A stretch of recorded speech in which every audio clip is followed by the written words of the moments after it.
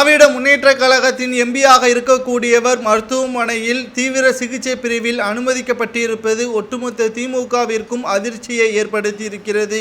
ஏற்கனவே திராவிட முன்னேற்ற கழகம் போதைப் பொருள் கடத்தல் வழக்கில் மிகப்பெரிய அளவில் பேசும் பொருளாக இருக்கக்கூடிய நிலையில் தற்பொழுது நாடாளுமன்ற தேர்தலும் நெருங்கியுள்ள நிலையில் ஏப்ரல் 19ஆம் தேதி தமிழகத்தில் முதற்கட்ட தேர்தல் நடைபெற இருக்கிறது. இதில் வேட்பாளர்கள் புதிய வேட்பாளராக அறிமுகப்படுத்திய நிலையில் ஏற்கனவே வேட்பாளராக தேர்வு செய்யப்பட்டவர்கள் அனைவரும் முன்னாள் அமைச்சர்களின் மகன்கள் என்பதும் குறிப்பிடத்தக்கது. இந்த நிலையில்தான் ஈரோடு நாடாளுமன்ற உறுப்பினர் கணேசமூர்த்தி உடல்நலை குறைவின் காரணமாக தனியார் மருத்துவமனையில் தீவிர சிகிச்சை பிரிவில் அனுமதிக்கப்பட்டுள்ளார். நாடாளுமன்ற தேர்தலில் போட்டியிட வாய்ப்பு மறுக்கப்பட்டதால் காரணமாகத்தான் சில நாட்களாக மன உளைச்சலில் இருந்ததாகவும் கூறப்படுகிறது. இந்த நிலையில்தான் அவருக்கு திடீரென்று உடல்நலை குறைவு ஏற்பட்டதாகவும் அவருக்கு என்ன ஆனது என்பது குறித்து முழுமையான தகவல் வெளியாகவில்லை. மருத்துவ அறிக்கை தற்பொழுது 2 மணி நேரத்திற்கு பிறகு வெளியிடப்படும் என்ற தகவலும் தற்பொழுது அதிகாரப்பூர்வமான அறிவிப்பும் வெளியிடப்பட்டு இருக்கிறது.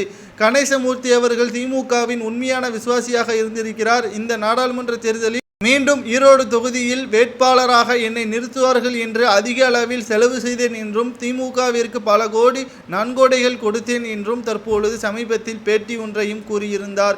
இந்த நிலையில்தான் வாய்ப்பு மறுக்கப்பட்ட நிலையில் புதிய முகங்களுக்கு வாய்ப்பு வழங்கப்படுகிறது என்று அவர்களிடம் இருந்து பல கோடிகள் திமுகவினர்கள் பணத்தை பெற்றுக்கொண்டு சீட்டை ஒதுக்கியதாகவும் இதனால் என்னை புறக்கணிக்கப்பட்டதாகவும் தற்பொழுது கூறியுள்ளார். நான் எனது தொகுதியில் மிக அழகாக சிறப்பாக அனைத்து செயல்களையும் செய்துள்ளேன் என்றும் என்னால் தான் திமுக ஈரோடு கிழக்கு தொகுதி இடைத்தேர்தலில் வெற்றியடைந்தது என்றும் கணேசமூர்த்தி அவர்கள் கூறியுள்ளார். அந்த நன்றி கூட இல்லாமல் பணத்தை பெற்றுக்கொண்டு திமுக தற்பொழுது வேறு வேட்பாளரை அறிவித்தது என்னால் ஏற்றுக்கொள்ள முடியவில்லை என்றும் தற்பொழுது பகிரங்கமான பேட்டி அளித்திருப்பது மிகப்பெரிய அளவில் வைரலாக பரவியும் வருகிறது. ஏற்கனவே இணையதளத்தில் சவுக்கு சங்கர் அவர்கள் கூறியிருந்தார், ஒட்டுமொத்தமாக திராவிட முன்னேற்ற கழகம் அனைத்தும் பணத்திற்காகவும் பதவிற்காகவும் தான் செயல்பட்டு வருகிறது.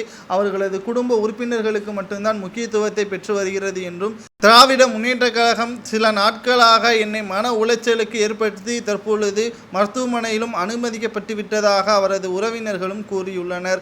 ஒட்டுமொத்தமாக திராவிட முன்னேற்ற கழகம் என்னால் மிகப்பெரிய அளவில் வெற்றியடைவதற்கு நான் வகிலி வகுத்தேன். ஆனால் தற்பொழுது திராவிட முன்னேற்ற கழகம் என்னை மருத்துவமனையில் அனுமதித்து விட்டது.